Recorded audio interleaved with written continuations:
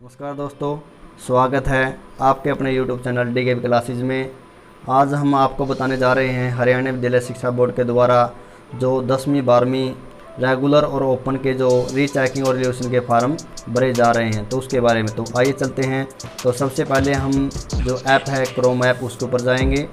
Chrome app पर जाने के बाद आपको गूगल दिखाई दे रहा है, तो गूगल के ऊपर आप यहाँ पर एंटर करेंगे HBSE, तो उसके बाद एंटर करेंगे। एंटर करने के बाद देखिए तो ये आपको दिखाई दे रहा है board of school education Haryana, इसके ऊपर एंटर कीजिए।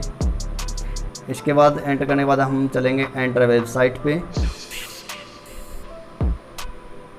तो एंटर वेबसाइट पे जाने के बाद आपको जो हरियाणा विद्यालय शिक्षा बोर्ड की जो मेन वेबसाइट है bseh.org.in तो दिखाई दे रही है। तो उसके बाद हम नीचे चलते हैं। नीचे चलने के बाद देखिए आपको न्यूज़ दिखाई दे रही। तो हमने पिछली वीडियो में बात की थी कि यानी हरियाणा विद्यालय शिक्षा बोर्ड के जितने भी नोटिफिकेशन यानी इससे संबंधित कोई भी न्यूज़ हो तो आपको यहाँ पर मिल जाएगी। तो उसके बाद हम जैसे आज भरेंगे फॉर्म रीचेकिंग और रिवोल्यूशन का, तो इसके ऊपर सेलेक्ट कीजिए। सेलेक्ट करने के बाद आपको इंपॉर्टेंट डेट दिखाई दे रही है। एग्ज़ाम लास्ट डेट है जो सेकेंडरी एग्जामिनेशन की जो लास्ट डेट रहने वाली है वो 30/7/2020 है, और सेकेंडरी ओपन की जो लास्ट डेट रहने वाली है वो है 6/8/2020, और सीनियर सेकेंडरी की जो फॉर्म भरने की जो लास्ट डेट है वो है 10/8/2020। तो उसके बाद देखिए सेलेक्ट क्लास यानी क्लास का चेंज कीजिए। तो आपको 3 ऑप्शन दिखाई दे रहे हैं यहाँ पे।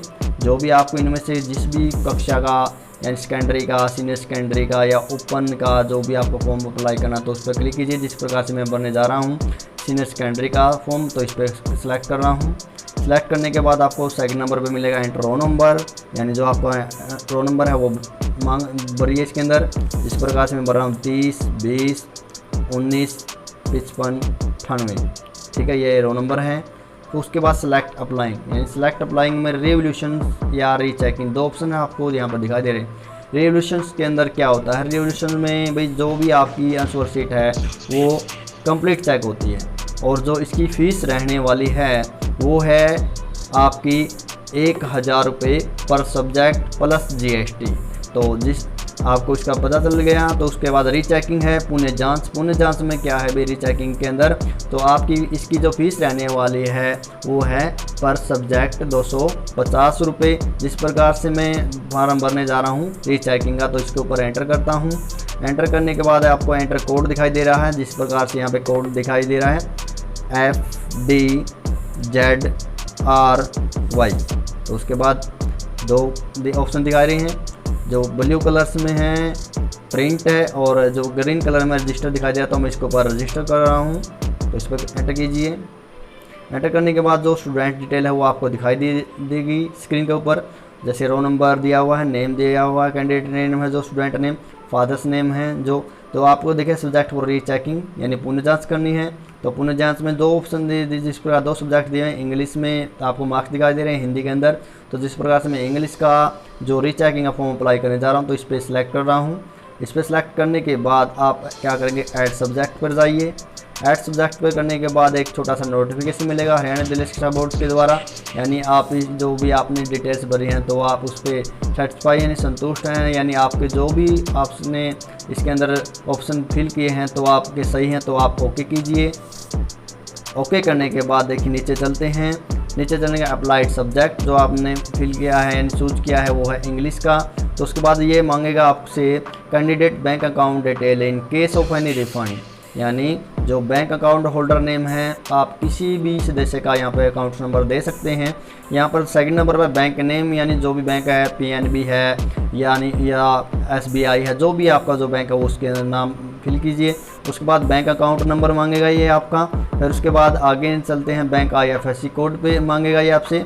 फिर उसके बाद बैंक ब्रांच नेम यानी जिस भी डिस्ट्रिक्ट में आपके जैसे कैथल है, जींद है, या किसी भी आप कोई भी आप किसके अंदर आपका जो जहाँ पे ब्रांच है उसका एड्रेस भी भरिए। एड्रेस भरने के बाद यहाँ पे कैंडिडेट पर्सनल डिटेल यानी जो कैंडिडेट है उसकी जो पर्सनल डिटेल है एक प्रकार से एड्रेस, तो एंटर कंप्लीट एड्रेस। जिस प्रकार कोई भी जो आपका विलेज है या क्या है सिटी है या कोई भी कहीं का भी आपका एड्रेस हो आप इसके अंदर फिल कीजिए। दूसरे नंबर पे ईमेल आईडी, जो भी आप ईमेल आईडी है वो इसके अंदर फिल कीजिए। उसके बाद है थर्ड नंबर पे है mobile number, enter mobile number. जो भी आपका एंटर मोबाइल नंबर है वो भरिए इसके अंदर।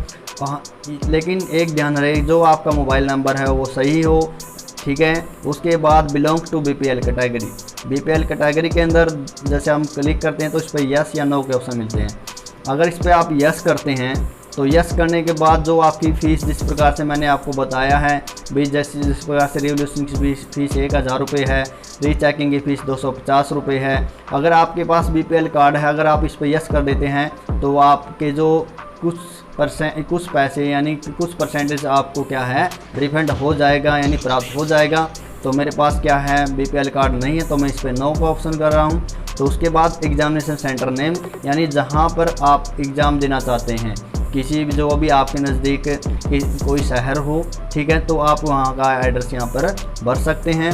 उसके बाद पे फी ऑनलाइन, पे फी ऑनलाइन के बाद इस पर एंटर करने के बाद आपकी जो फ़ीस है आप डेबिट कार्ड के द्वारा, क्रेडिट कार्ड के द्वारा या नेट बैंकिंग या अदर किसी भी फंक्शन के द्वारा आप अपनी फ़ीस जमा कर सकते हैं।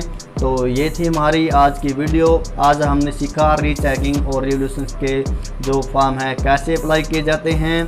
अगर वीडियो आपको अच्छी लगी हो तो वीडियो को ज़्यादा से ज़्यादा शेयर करें, लाइक करें और कमेंट करें और हमारे यूट्यूब चैनल DKV क्लासेस को सब्सक्राइब कर लें।